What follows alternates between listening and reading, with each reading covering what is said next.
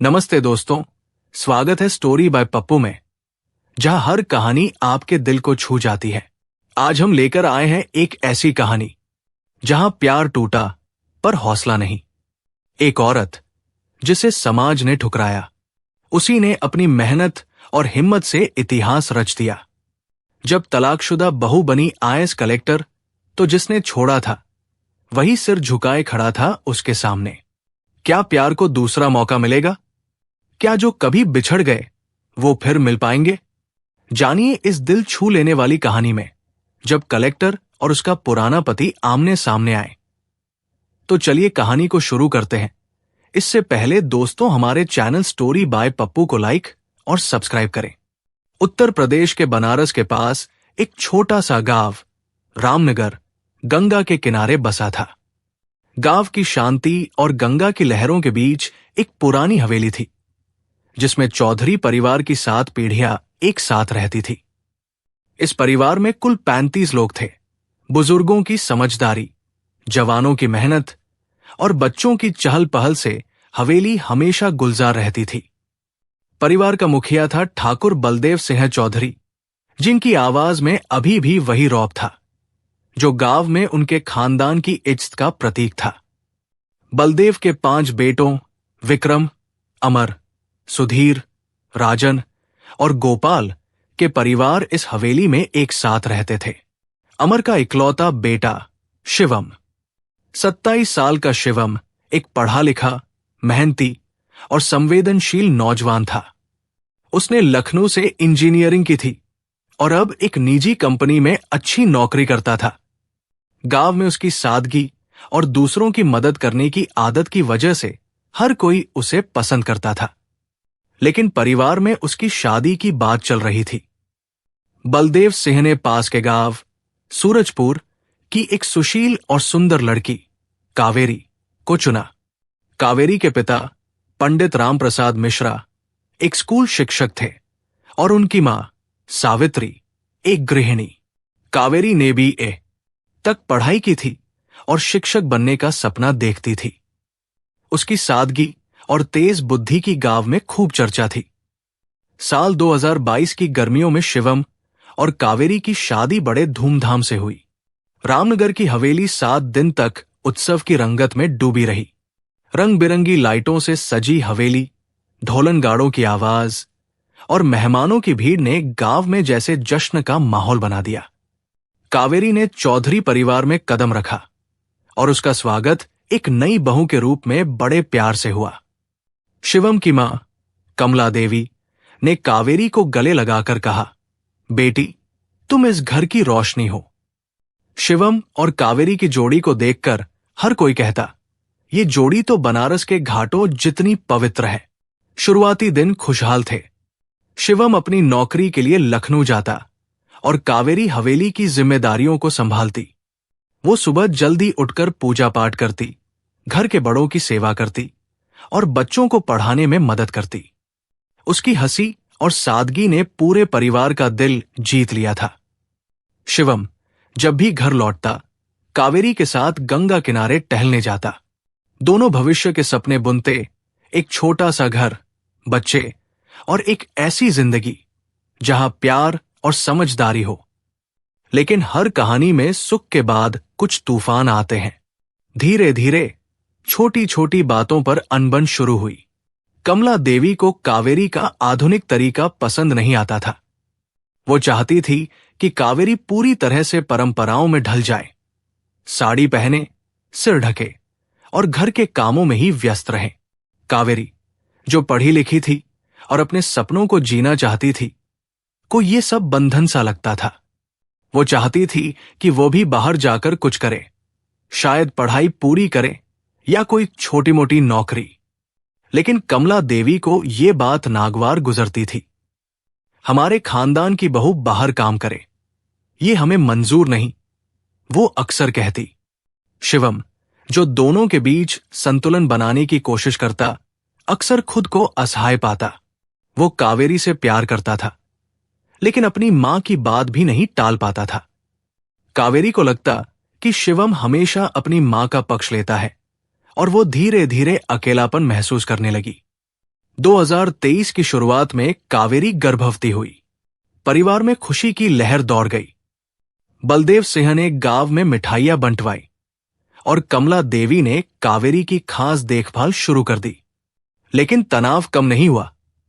एक दिन एक छोटी सी बात पर कावेरी और कमला देवी के बीच तीखी बहस हो गई। कावेरी ने गुस्से में कह दिया, मैं इस घर में घुट रही हूं, मुझे अपनी जिंदगी जीने का हक है। कमला देवी को यह बात दिल पर लग गई। उन्होंने शिवम को बुलाकर कहा, तुम्हारी पत्नी को हमारे खानदान की इज्जत की कोई कदर नहीं। शिवम ने कावेरी को समझाने की कोशिश की, लेकिन कावेरी को लगा कि वो हमेशा अपनी मां की बात सुनता है। एक रात दोनों के बीच तीखी बहस हुई। कावेरी ने गुस्से में कहा, शिवम, अगर तुम मुझे समझ ही नहीं सकते तो इस रिश्ते का क्या मतलब? शिवम ने गुस्से में जवाब दिया, अगर तुम्हें इस परिवार में रहना ही नहीं तो जैसी तुम्हारी मर्जी। बात इतनी बढ़ गई कि कावेरी ने तलाक की मांग कर दी। शिवम ने बहुत कोशिश की, लेकिन कावेरी का फैसला पक्का था। 2023 के अंत में दोनों का तलाक हो गया। कावेरी, जो अब 6 महीने की गर्भवती थी, अपने मायके सूरजपुर लौट गई। कुछ महीनों बाद उसने एक प्यारी सी बेटी को जन्म दिया, जिसका नाम उसने राधिका रखा। सूरजपुर गांव रामगढ़ से ज्यादा समृद्ध नहीं था। कावेरी के माता पिता राम प्रसाद और सावित्री ने उसे और राधिका को पूरे प्यार से अपनाया, लेकिन गांव के लोग और रिश्तेदार ताने मारने में कोई कसर नहीं छोड़ते थे। अरे, तलाकशुदा औरत और एक बच्ची के साथ, अब इसका क्या होगा? कौन इसे अब अपनाएगा? पहले ही इतना पढ़ लिख लिया, अब देखो क्या हाल हुआ। ये ताने कावेरी के दिल को चीरते थे। उसकी मां सावित्री उसे सांत्वना देती, बेटी, दुनिया की बातें सुनने की आदत डाल लो, तुम्हें अपनी बेटी के लिए जीना है।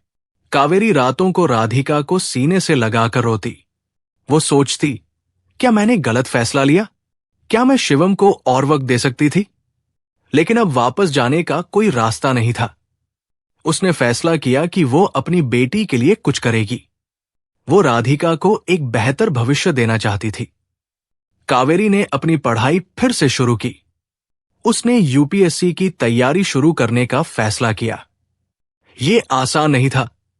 दिन में राधिका की देखभाल, गांव के ताने और रातों को किताबों के साथ जागना, कावेरी की जिंदगी एक जंग बन गई थी।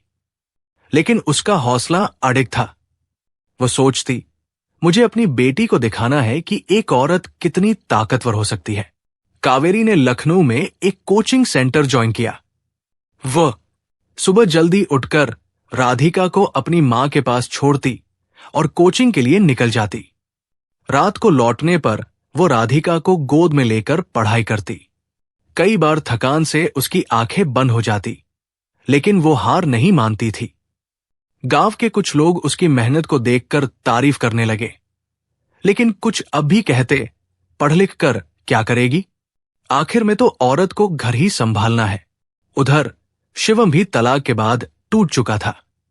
वो कावेरी से बहुत प्यार करता था, लेकिन परिवार के दबाव और अपनी कमजोरियों की वजह से वो उसे रोक नहीं पाया। तलाक के बाद उसने अपनी नौकरी छोड़ दी। वो गांव लौट आया और खेती में हाथ बंटाने लगा, लेकिन उसका मन नहीं लगता था। वो अक्सर गंगा किनारे बैठकर कावेरी और अपनी अनजन्मी बेटी के बारे में सोचता। एक दिन गांव के स्कूल में बच्चों को पढ़ाते हुए उसे एक नया मकसद मिला। उसने गांव के बच्चों को मुफ्त पढ़ाना शुरू किया। साथ ही उसने गंगा की सफाई और पर्यावरण संरक्षण के लिए एक छोटा सा एनजीओ शुरू किया, जिसका नाम रखा गंगा संरक्षण मिशन। शिवम दिन रात गांव वालों को पर्यावरण के प्रति जागरूक करने में जुट गया, लेकिन उसके दिल में कावेरी और उसकी बेटी की कमी हमेशा खलती थी। वो सोचता, क्या मैंने उसे समझने की कोशिश की थी? क्या मैंने उसे वाकई में वो सम्मान दिया जो वो डिजर्व करती थी?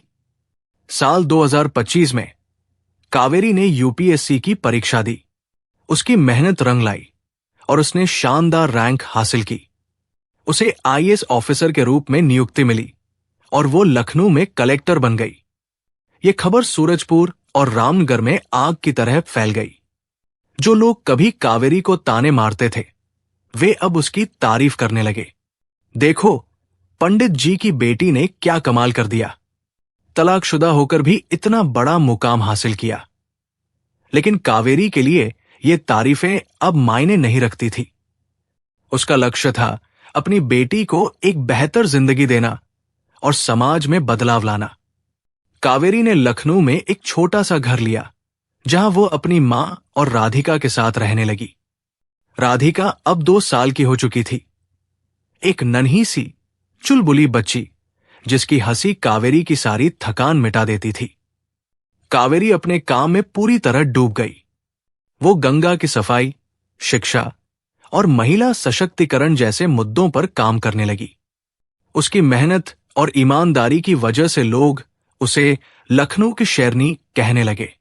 एक दिन लखनऊ में गंगा सफाई मिशन के तहत एक बड़ी मीटिंग आयोजित हुई।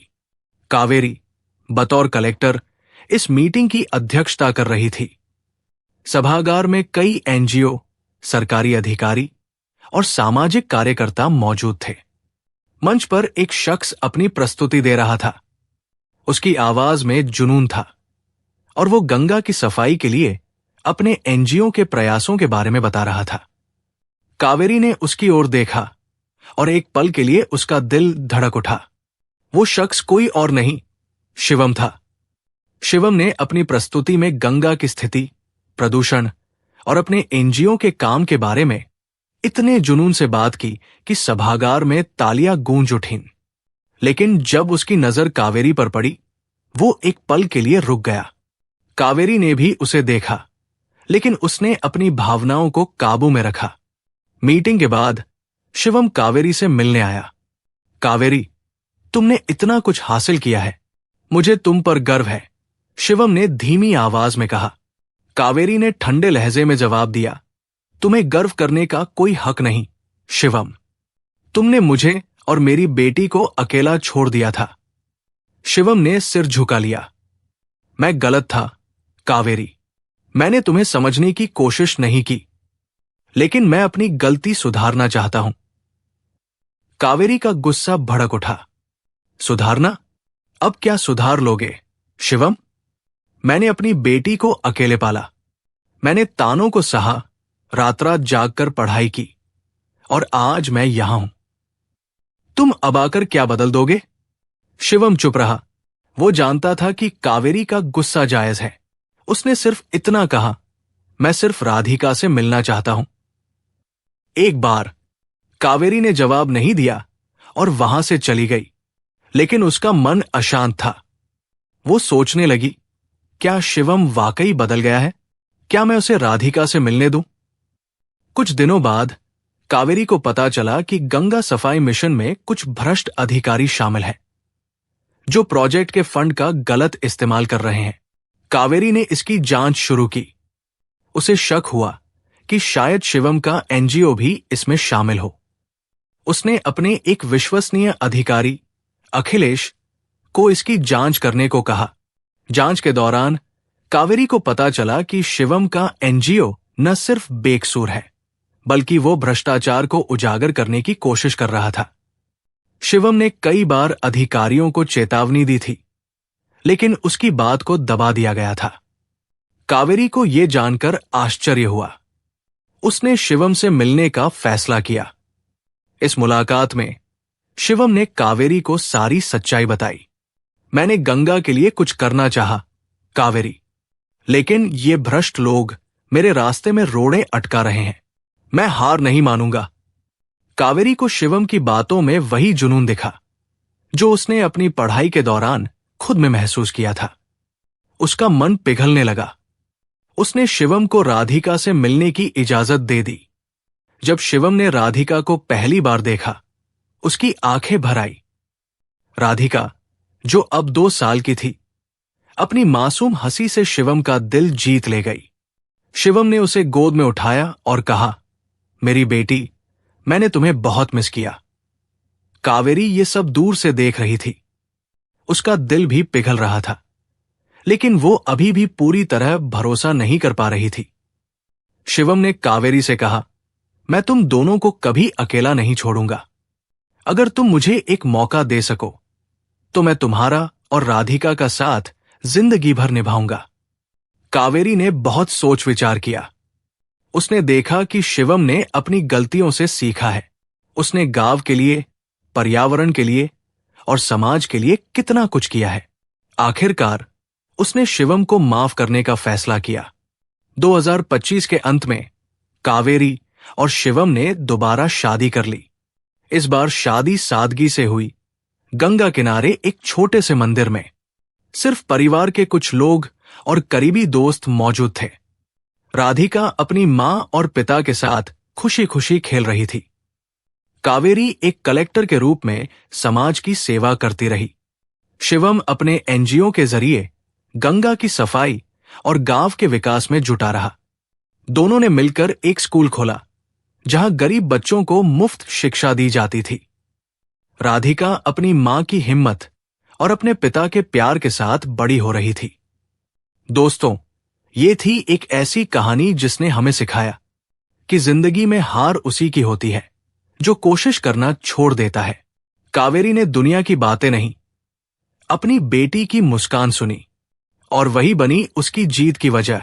अगर ये कहानी आपके दिल को छू गई हो तो स्टोरी बाय पप्पू चैनल को लाइक, शेयर और सब्सक्राइब जरूर करें, क्योंकि यहां हर कहानी कहती है, हर दर्द के पीछे एक नई शुरुआत छुपी होती है।